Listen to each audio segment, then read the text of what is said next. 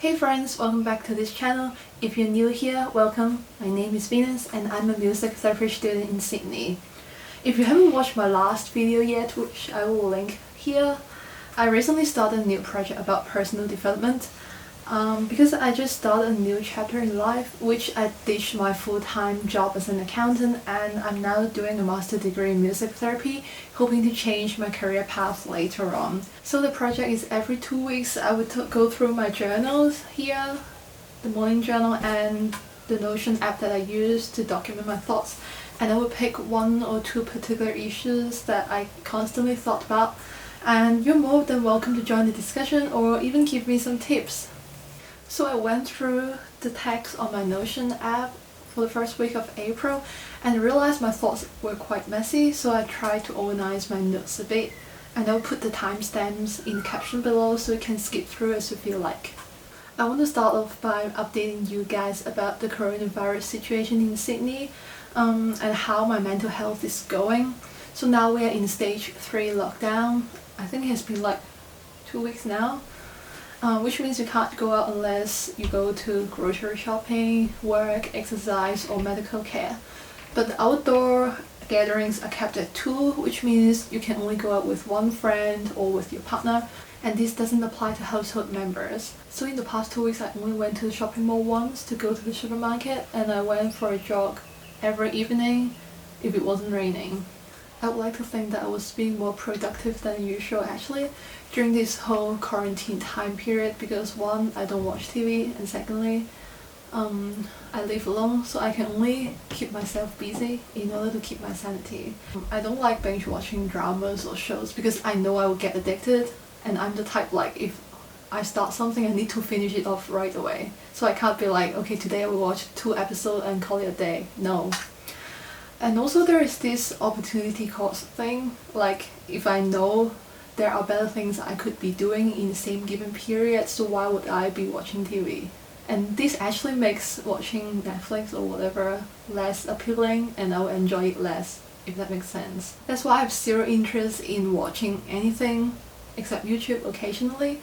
And these days I just put my focus on my schoolwork, on my blog and this YouTube channel and other side projects. Now I try to upload every week, thanks to all the time I have now. Emotionally there are some ups and downs.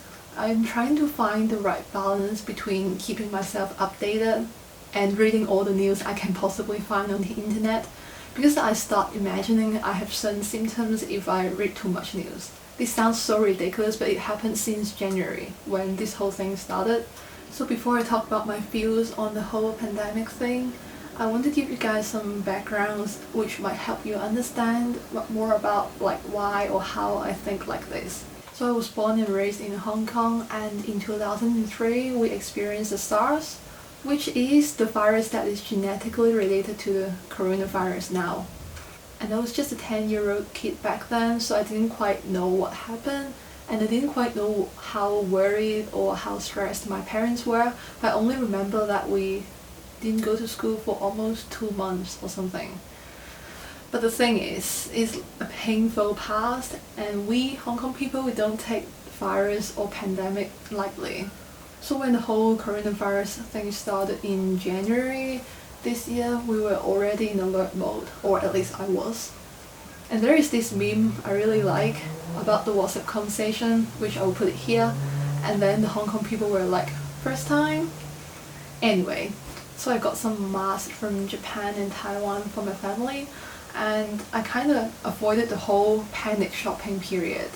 But between late January and February, it was still a stressful period for me because there were just so many uncertainties.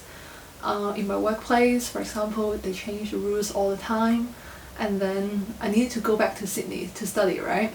So like, the stress came from the fact that I put so much effort in pivoting my life from being an accountant to a future music therapist, and I wasn't gonna let some stupid human-made virus to stop me from chasing after my goals, right? I think the stress mostly came from the news that I read, because the government wasn't closing the border between mainland China and Hong Kong, and then there were like thousands of people rushing from mainland China every single day, and then there were like people who actually got the virus but they didn't show any symptoms, like stuff like that. It was just getting into my head the more news that I read. So I started to imagine symptoms that times, like sometimes I felt like I couldn't breathe, or I felt something weird in my throat. And then I was also having some nightmares.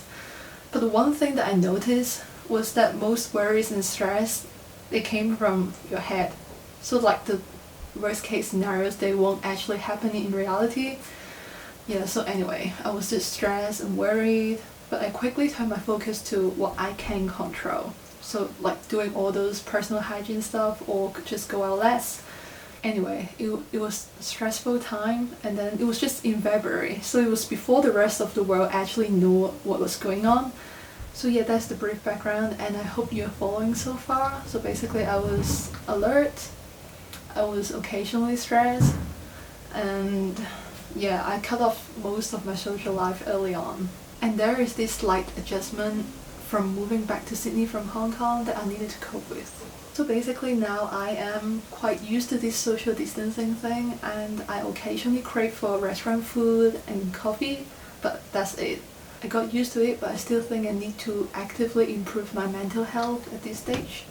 I don't want to complain how boring it is to stay at home, because one, I'm not, and two, there are obviously so many healthcare professionals still fighting on the front line, and there are also scientists developing the vaccines, that kind of stuff. So staying at home is actually the easiest thing that we can do, so yeah, we can't complain. So recently, instead of thinking when this will end, I'm more like thinking how everything is going to change after this is over. So like our views on the job, on the career path, and even on how you spend your time will be different. Are the companies going to give employees more flexibility to work from home? Which industries are going to rise or to disappear completely after this? Or how are we spending our free time at home? The main takeaway here this week for me is that you should have a goal to work on, no matter what the circumstances. So even though the physical place that you need to be in may be closed during this period, but there is still so much you can do to prepare yourself or to perfect your skills. So in my case, I can't go to the aged care facility to do my placement this month, but it doesn't mean that I will just stay home and do nothing, right? I still need to go to school, write my essay, compose the song for the client that I'm supposed to meet, and also to perfect my instrument skills. So that like even though you can't go physically, you still have things to do. There is obviously a balance between work and entertainment while you stay home, but just please don't waste your time. You'll never get it back. So learn a new skill, pick up a new hobby, whatever your future self will be thankful. Second point, I wrote here that I wanted to enjoy the process more, because I reckon I always take the fun out of something. As in whatever I try to do, I want to automate it until I make it a habit. So as time goes, I just do it for the sake of doing it. I'm not saying this is wrong, but I feel like I just take the fun out of it and I will eventually lose motivation. The obvious examples are language learning and instrument practicing. I want to be fluent in Japanese, I want to have British accent, and I want to learn basic French. And there is music, which a lot of people are doing leisurely at home now.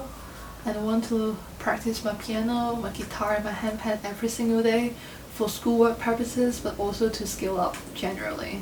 So the thing is, I schedule all these practices in my Google Calendar, and I feel the pressure if I don't complete all of them every single day. So when I'm practicing, sometimes I don't particularly find them entertaining. It was to a point that last week when I was practicing piano, and I was wondering why did people find playing piano at home so relaxing, but I'm like doing it for homework. It took me some time to remind myself that I would eventually do more if I enjoy the process. So now I'm trying to change things a bit. So for example, instead of reading Japanese news every single day, maybe I could listen to the radio or even start watching anime. Should I actually start watching anime? I don't know.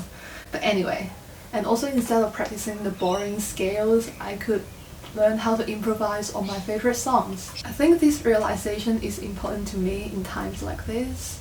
I don't want to take out all my entertainment in life when now we spend 99% of our time at home. And given that I don't watch TV already, like, I need to have some sort of entertainment.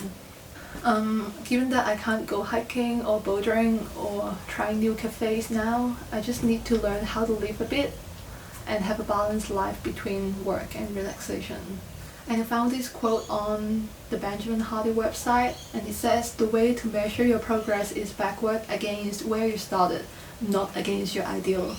So to be happier and more satisfied in life, I should track my progress against where I started, but not the ideal I have in my head. Otherwise, it would be like a never-ending game to chase, and it will lead to more dissatisfaction in life, which is the last thing we need right now. So that's it for this week. How did I do? Did you find it interesting or inspiring? Let me know in the comment section down below, and I can make improvement next time. If you would like to support my self-reflection project, please go follow my socials and also check out my blog here at HangoutwithV.com, where you will find more blog posts about personal growth. Thanks for tuning in and see you next week.